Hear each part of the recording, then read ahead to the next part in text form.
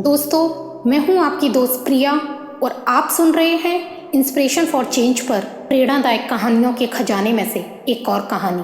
उम्मीद करती हूं आपको ये कहानी जरूर पसंद आएगी। अगर आपको पसंद आए तो लाइक, कमेंट और शेयर जरूर कीजिएगा और हमारे चैनल को सब्सक्राइब करना ना भूलें। एक प्रेरणादायक कहानी, समस्या है तो समाधान भी है। बहुत समय पहले भारत के एक नगर में एक राजा राज्य करता था। वह बहुत अनुशासन प्रिय राजा था। उसके राज्य करने का तरीका ऐसा था कि राज्य के किसी भी व्यक्ति की उसके खिलाफ षड्यंत्र करने की हिम्मत नहीं होती थी। उस राजा के 3 बेटे थे, सोमदत्त, वीरदत्त और कमलदत्त। जब राजा की मृत्यु हुई तब उसका सबसे बड़ा बेटा सोमदत्त राजा बना। सोमदत्त स्वभाव से दयालु था, जिसके कारण उसने अपने पिता के बनाए नियमों में परिवर्तन करके उन्हें सरल बना दिया था। उसकी इसी बात का फायदा उठाकर कुछ चालाक दरबारी अपनी मनमानी करने लगे और राजा के खिलाफ षड्यंत्र की योजना बनाने लगे। राजा के महल में एक नौकर था। उसने राजा को इस बारे में बताया, लेकिन राजा ने उसकी बातों पर ध्यान नहीं दिया। एक दिन चालाक दरबारियों ने राजमहल के रसोइयों के साथ मिलकर राजा के खाने में जहर मिला दिया। राजा की तबीयत बिगड़ने पर चिकित्सक को बुलाया गया। चालाक दरबारियों ने सोने की मोहरें देकर उसे अपनी तरफ मिला लिया। अब चिकित्सक बिना इलाज किए वहां से चला गया। राजा की मृत्यु हो गई। अब सोमदत्त की जगह वीरदत्त को राजा बनाया गया। चालाक दरबारियों की यह योजना सफल होने के कारण राज्य के बहुत से दरबारी, मंत्री, सेनापति आदि भी अपनी मनमानी करने लगे। ये सभी लोग वीरदत्त के लिए बहुत बड़ी समस्या बन गए थे। यह लोग मिलकर कभी भी वीरदत्त के खिलाफ षड्यंत्र बनाकर उसके बड़े भाई सोमदत्त की तरह उसे भी षड्यंत्र का शिकार बना सकते थे। वीरदत्त बहुत परेशान रहने लगा।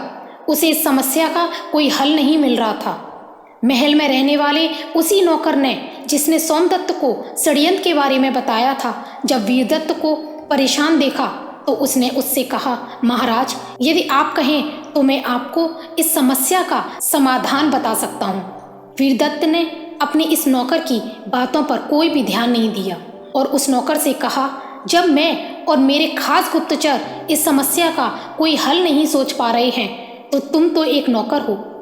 इतनी बात कहकर राजा अपने दरबार में चला गया।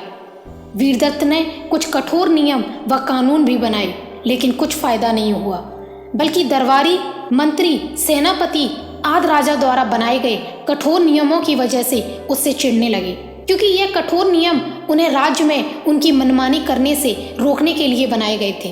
कुछ ही दिनों में वीरदत्त के सेनापति ने राजा के कुछ खास गुप्तचरों से मिलकर एक षड्यंत्र बनाया।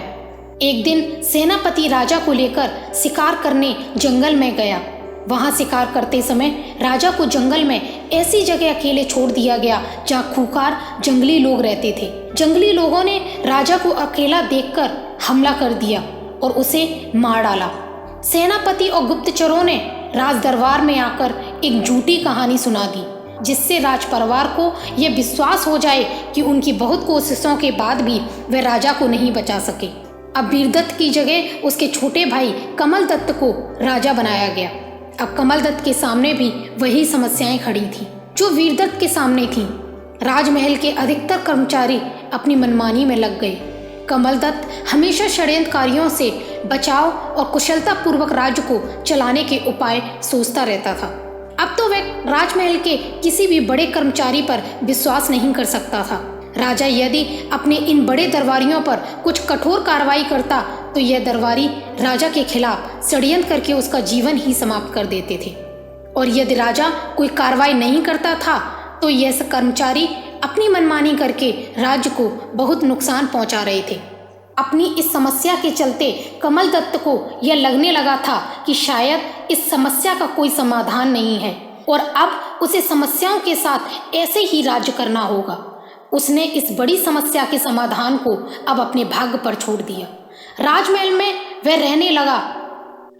में रहने वाला वही नौकर कमलदत्त की इस परेशानी को देखकर उसके पास गया और बोला, महाराज, यदि आप आज्ञा दें तो मैं आपकी इस समस्या का उचित समाधान बता सकता हूँ। राजा ने उस सैनिक की तरफ देखा और कहा, जब पूरा राजपरिवार इस समस्या का हल नहीं खोज पा रहा है तो तुम एक नौकर होकर क्या समाधान दे सकते हो। तभी राजा के पास खड़ी रानी ने राजा से कहा, महाराज, मुझे लगता है कि एक बार इस नौकर की बात सुन लेने में कोई भी नुकसान नहीं है। क्या पता यह कुछ ऐसा बता दे जो हमारे काम आ जाए। राजा ने कुछ सोचा और नौकर से बोला, बताओ तुम क्या बताना चाहते हो। तभी नौकर बोला, महाराज, इस समस्या का समाधान बहुत सरल है। दरबारी राजा को इसलिए मार देते हैं क्योंकि राजा के मरने से उन्हें लाभ होता है। यदि कुछ ऐसा कर दिया जाए कि राजा पर संकट आने पर उन पर भी संकट आ जाए तो इस समस्या का समाधान हो जाएगा। राजा को नौकर की यह बात अच्छी लगी। तब राजा बोला, ऐसा क्या किया जाए जिससे राजा पर आने वाला संकट षड्यंत्रकारियों के लिए भी संकट बन जाए। नौकर बोला, यदि आप यह घोषणा करवा दें कि जब भी इस राज्य के राजा की मृत्यु होगी तो उसकी चिता के साथ राज्य के सभी दरबारी, मंत्री, सेनापति तथा रसोइया को जला दिया जाएगा। इसका परिणाम यह होगा कि आप जब तक चाहें राजा बने रह सकते हैं और उसके बाद आप अपने उत्तराधिकारी को राजा बना सकते हैं। यह षड्यंत्रकारी आपको कोई हानि नहीं पहुंचा पाएंगे। राजा को यह बात बहुत अच्छी लगी और उसने उसी दिन पूरे राज्य में यह घोषणा करवा दी। इस घोषणा को सुनकर सभी षड्यंत्रकारियों में खलबली मच गई। दूसरे ही दिन राजा ने कई ऐसे नियम बना दिए जिससे राज्य को कोई भी षड्यंत्रकारी नुकसान ना पहुंचा सके। अब तो राजा की समस्या का समाधान हो गया। सभी दरबारी, मंत्री, सेनापति तथा रसोइया आदि राजा की सेवा में लग गए। राजा ने खुश होकर उस नौकर को अपना विशेष सलाहकार बना लिया। भविष्य में उस राज्य और उसके राजा को कभी कोई नुकसान नहीं हुआ। इस कहानी से आपने क्या सीखा? हम इस कहानी से बहुत कुछ सीख सकते हैं। कहानी में राजा को अपनी समस्या का कोई समाधान नहीं सूझ रहा था। कमल दत्त ने तो यह तक सोच लिया था कि इस समस्या का कोई समाधान हो ही नहीं सकता। यही सोचकर वह इस समस्या के साथ ही जीवन जीना चाहता था, जबकि उसे पता था कि षड्यंत्रकारी कभी भी उससे नाराज होकर उसकी जीवन लीला समाप्त कर सकते हैं। अर्थात उसने समस्याओं के साथ एक डर भरा जीवन जीने का निर्णय ले लिया था, क्योंकि उसने यह सोच लिया था कि उसकी इस समस्या का कोई हल शायद किसी के पास नहीं है। दोस्तों, ऐसा ही हम में से बहुत से लोगों के साथ होता है। लाइफ में बहुत सी ऐसी प्रॉब्लम सामने आती हैं जिन्हें सॉल्व करने की हम बहुत कोशिश करते हैं, लेकिन बाद में हार मानकर उसे अपना भाग्य मान लेते हैं। प्रॉब्लम का सॉल्यूशन न होने पर लोग अपना करियर खराब कर लेते हैं, अपना जीवन समस्या के साथ ही जीने की हैबिट बना लेते हैं और पूरे जीवन अपने भाग्य को ही कोसते रहते हैं। सॉल्यूशन न मिलने के कारण लोग आत्महत्या तक कर लेते हैं, लोग सुसाइड तक कर लेते हैं, जबकि यह बात सत्य है कि दुनिया की प्रत्येक समस्या का कम से कम एक समाधान जरूर होता है, क्योंकि समस्या आती ही अपने समाधान के साथ में है। बस होता यह है कि हम अपनी समस्या से इतने परेशान हो जाते हैं कि हमें उसके साथ में मौजूद समाधान दिखाई नहीं देता है। लेकिन यदि खुद पर विश्वास रखा जाए और लोगों से उचित सलाह ली जाए तो प्रत्येक समस्या का समाधान मौजूद है। दूसरा, इस कहानी से हमें यह सीखने को मिलता है कि कहानी में एक नौकर बार बार राजा को बताता है कि वह समस्या का हल बता सकता है, लेकिन राजा उसकी बात केवल इसलिए नहीं सुनता क्योंकि वह एक नौकर है, और एक नौकर को इतनी बड़ी समस्या का समाधान कैसे पता हो सकता है। लेकिन समाधान उसी के पास था और जब उसकी बात सुनी गई तो इतनी बड़ी समस्या का हल बड़ी आसानी से निकल आया।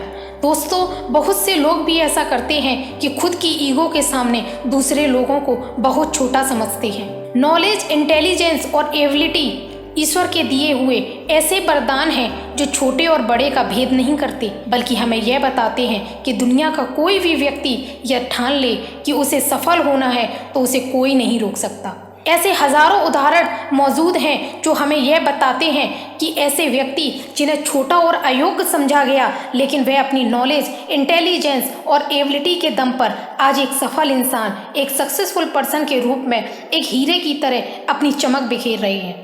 अतः किसी को छोटा या अयोग्य समझकर उसे इग्नोर ना करें।